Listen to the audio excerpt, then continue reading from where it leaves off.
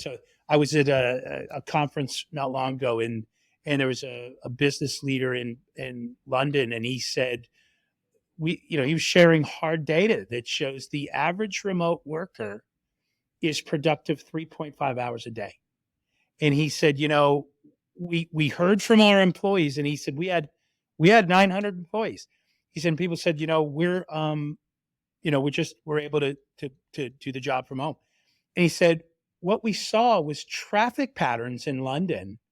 So what was normally rush hour traffic in the morning and from 5 to 6 o'clock at night, he said that same level of traffic was showing up at 11:35 a.m. on a Tuesday, and it was showing up and at 1:40 in the afternoon on a Thursday. In a few words, the point he was making was people aren't working remotely in London. They're just remotely. And so they're out doing other things. And so I don't think you can generalize all of that, but I do think how does a company measure Yeah. productivity? Is that a discussion at all at your company, or Khalil? You're coaching a lot of businesses? Yeah. What are you hearing? It's really interesting because obviously, you're in accounts and you're an account executive. And I think at the end of the day, your job is very measurable because it directly correlates to revenue. And not every job is necessarily like that and does become harder to manage. But at the same flip side of that story from London, Chris, how productive are people in the office sometimes? Um, it's a really hard thing to measure, but I mean, we've all walked by somebody and you can peek at their screen and be like, oh, well, that's obviously not work, right? Khalil, So, to your point, I had this debate with a 28-year-old designer, and he goes, "So you want us to come into the office?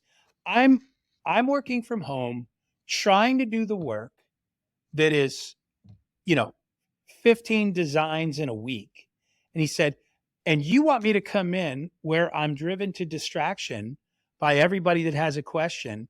And I said, "Well, this is how we just will feel better about making sure we're being productive." And he goes, "So what makes you think the people in all those offices hiding behind all those screens are being productive all day?" And I didn't have a reply to that. And I was like, "Well, thanks. That'll keep me awake for the next few nights." But he's right. I don't know. I'm not walking around checking everybody. I can't, nobody's got their back to the door. So I don't ever get mhm, to walk up and see what's on a screen. Are you on social media? Are you talking to your friend? At the end of the day, you're right. It's about if you can directly push that back to revenue, and maybe that's mhm, it. I've always, I love those catchy phrases that business leaders like to say. Is, well, as long as your results are there, right? But how many companies are actually defining what that means, what that looks like? So, yeah, yeah, in the position that Noelle's in, um, if you've got 50 accounts and 20 of them are your key accounts, you're going to be able to measure whether the incremental business goes up.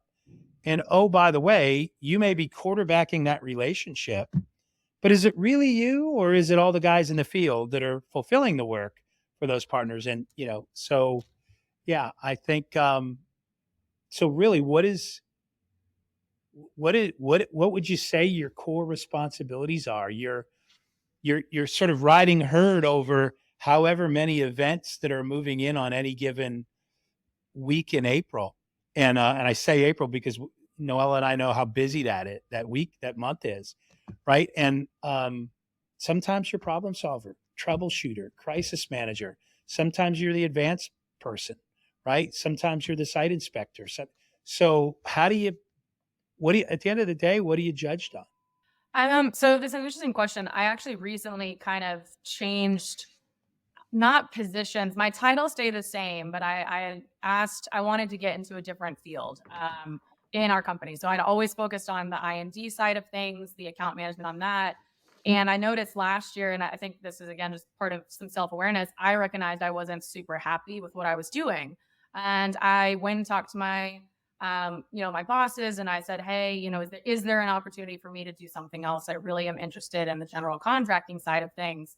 So as of the beginning of this year, I actually transitioned into less of a sales role and more of a operations sort of production role with managing these large shows. And this was the first time that I've really been working remote without another team member, learning a new position, learning new things. And so now, kind of, I guess, based on what my criteria is, or what I'm being judged on, it's more so, I'm now responsible for a show. Mm. And there is, I have support, I have other people, but it really does come down like, and I think the mentality that I have and why I'm able to produce so well remotely is it comes down to me.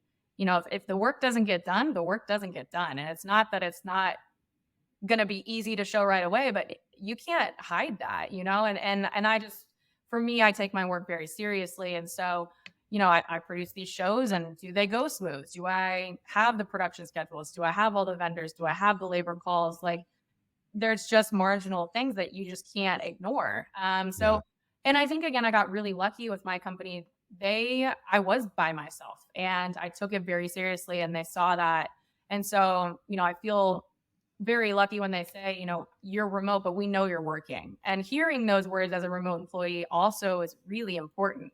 Yeah. Just to hear, like, I know that you're doing all these things, because I think sometimes too, it's like, what if other people in the office are judging me differently? As my who I report to, as long as they say, we know you're working, we see what you're doing, we appreciate it. For me, that goes a lot longer of a way than, say, hey, here's a Yeah. gold star type thing. But Mhm. so for me, that's kind of, I guess, what I've sort of been judged on. And Chris, there was one thing I was thinking about when you were speaking about talking to the 28-year-old designer. And the productivity going into an office, I share the exact same thoughts that you were saying that he was saying. Is I feel like when I go into an office, let's just break it down, right? So if you're going into an office, I have to wake up at a certain time, get ready to be presentable in an office. I have to then commute into the office, usually in traffic times. And then when I get to the office, then there are people that I can say hello to, or, I can sit down, and then I have to get into a zone, and then I can start.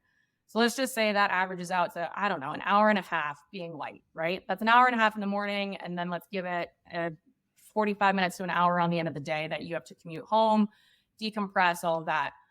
When I work remote, I wake up immediately, and it's a pro and con. But as soon as I wake up, I'm checking my emails. I go into my kitchen, I make my coffee, I'm checking, what projects do I have to follow up on today. And I feel more productive being able to just immediately start without the distractions. I notice when I'm in an office, the conversations that happen, while they're very important and I might get the answers that I need immediately, someone's also coming to me and pulling me out of a zone. I'm a person, I have to zone in on what I'm doing to be productive. I have really, really extreme ADHD that I've learned to, manage with my career on, and I've had to work that around. But for me, I have to zone in. And so I'm much more productive being able to just hop into it and focus on what I need to do. And then I think there's also sort of that mentality of, I mean, I always say, as long as you get your work done, I don't care what time of the day it was. I didn't care if you showed up at the office at 11. While within parameters, there was a quote, or not a quote, but I remember in Access, we were talking about this a couple years ago, and we were talking about the battle between people saying they needed to be productive at home, or they couldn't, or they could. And I can't remember. It was Stephen Ross. Stephen Ross said, "Well, you treat them like adults until they prove otherwise." And I think that's just one of the easiest things is if you can treat a person like an adult and they don't use and abuse it, then if they can produce, then why not? But it's a fine line. It's a fine line.